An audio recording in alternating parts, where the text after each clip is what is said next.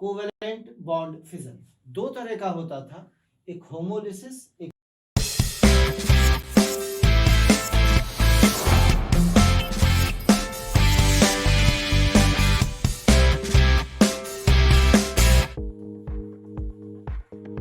Good morning बच्चों। Reaction mechanism के पहले लेक्चर में मैंने आपको बॉन्ड फिजन के बारे में बताया, कुछ बेसिक कॉन्सेप्ट्स बताए थे जो हम लोग मैकेनिज्म में इस्तेमाल करते हैं, सबस्ट्रेट के बारे में बताया था, थोड़ा हाइब्रिडाइजेशन बताया था। आइए, कोवेलेंट बॉन्ड फिजन दो तरह का होता था, एक होमोलिसिस, एक हेट्रोलिसिस मैंने आपको कराया था।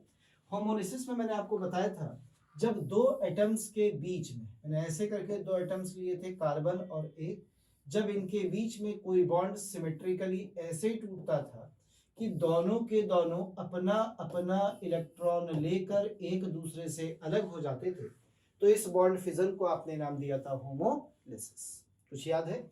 तो आइए इसी होमोलिसिस के लिए थोड़ा सा आगे बढ़ जाते हैं और बात करते हैं इस होमोलिसिस की फेवरेबल कंडीशंस कौन कौन सी होती हैं इसके बारे में। तो हम बात करने जा रहे हैं फेवरेबल कंडीशंस। सबसे पहले किसके लिए देखने जा रहे हैं? होमोलिसिस के लिए, कि कौन कौन सी कंडीशंस हैं जो फेवरेबल है। यदि मैं होमोलिसिस के लिए कंडीशन देखने जा रहा हूं तो थोड़ी देर के लिए हम इसको अलग कर देते हैं, जिसे हमने हाइड्रोलिसिस बोला था। ठीक है, हम केवल होमोलिसिस की फेवरेबल कंडीशन की बात करते हैं। तो फेवरेबल कंडीशन में सबसे पहली कंडीशन होती है, यदि आप होमोलिसिस कराना चाहते हैं तो ये फेवरेबल होता है इन गैसियस मॉलिक्यूल्स मेनली। ऐसा नहीं है कि सोल्यूशन में नहीं होता, सोल्यूशंस में भी होता है, पर गैसियस मॉलिक्यूल में ये बड़े आराम से हो जाता है। तो पहली फेवरेबल कंडीशन है, कहते हैं it occurs in gaseous molecules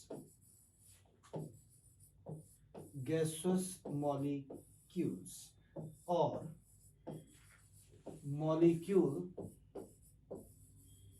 in vapor phase। यदि आपका मॉलिक्यूल वेपर फेज में है या गैसियस फेज में है तो ये बड़ी आसानी से हो जाता है। ऐसा नहीं है कि सॉल्यूशंस में नहीं होता, सॉल्यूशन में भी होता है। कहते हैं it also occurs in solutions, पर वो सॉल्यूशन होना चाहिए ऑफ नॉन पोलर सॉल्वेंट। किसका होना चाहिए बेटा? नॉन पोलर सॉल्वेंट का होना चाहिए, नॉन पोलर सॉल्वेंट्स मेनली। अब नॉन पोलर सॉल्वेंट कौन होते हैं? जैसे CCl4 है, बेंजीन है, कार्बन डाइसल्फाइड है, ईथर है, ये सब कहलाते हैं नॉन पोलर सॉल्वेंट। तो नॉन पोलर सॉल्वेंट होना चाहिए। शर्त नंबर 3 पे आजा भाई। कह रहा है कि प्रेजेंस ऑफ सनलाइट, यदि सनलाइट की प्रेजेंस है, प्रेजेंस ऑफ हाई टेम्परेचर की प्रेजेंस है, प्रेजेंस ऑफ इलेक्ट्रिसिटी यानी इलेक्ट्रोलिसिस करा रहे हैं, इलेक्ट्रिसिटी है यानी इलेक्ट्रोलिसिस आप करा रहे हैं, प्रेजेंट ऑफ डाईएजोमीथेन यानी CH2N2 की प्रेजेंस है, presence of tetra ethyl lead की प्रेजेंस है। क्या होता है बेटा? C2H5 का होल 4Pb। यदि इसकी प्रेजेंस है टेट्रा एथिल लेड और यह प्रेजेंस है N,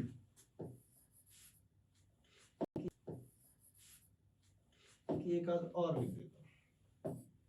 कहते हैं इसके अलावा ऑर्गेनिक परऑक्साइड की प्रेजेंस है, ऑर्गेनिक पर ऑक्साइड और N एक्सटर्नल फ्री रेडिकल की प्रेजेंस है, यानी बाहर से हमने इसमें कोई फ्री रेडिकल डाल दिया है।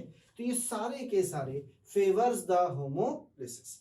तो प्रेजेंस ऑफ सनलाइट हो बेटा, प्रेजेंस ऑफ हाई टेम्परेचर हो, इलेक्ट्रिसिटी हो, डाईएजोमीथेन हो, टेट्राएथिल लेड हो, कोई ऑर्गेनिक परऑक्साइड हो या एक्सटर्नल फ्री रेडिकल्स हो, ये सारे के सारे फेवर करते हैं, फेवर्स द होमोलिसिस, यानी ये होमोलिसिस की फेवरेबल कंडीशन है।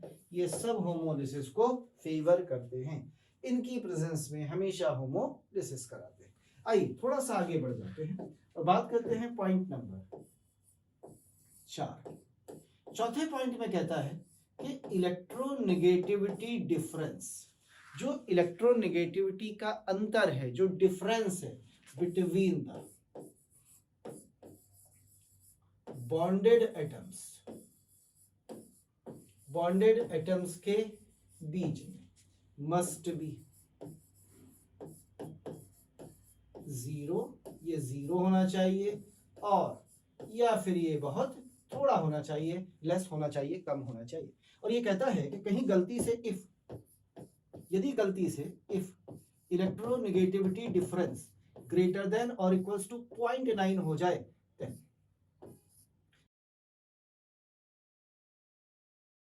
तो ऐसी कंडीशन में होमोलिसिस,